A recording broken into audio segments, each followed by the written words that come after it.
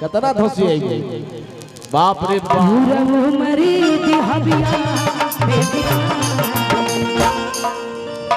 गवाही से ले ले आवे के चाहते रहे दुकान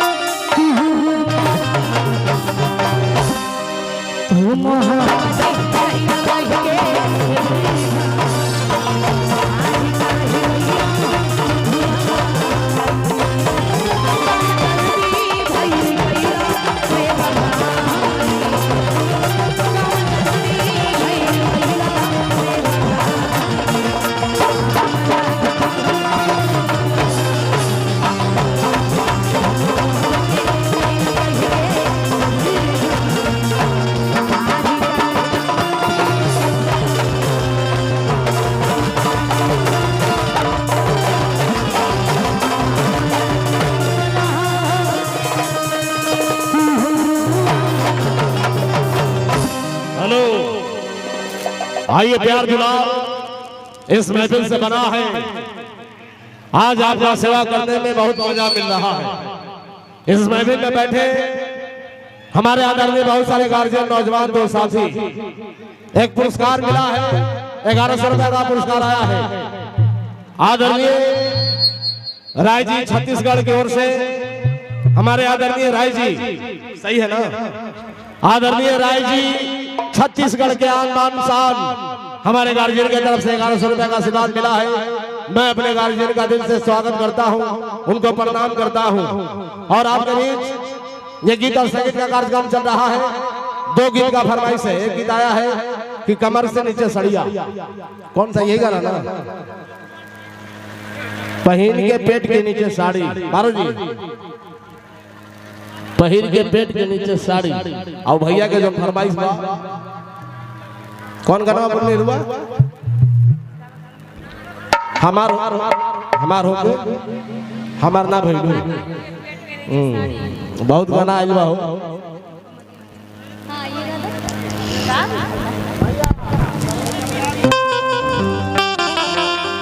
हेलो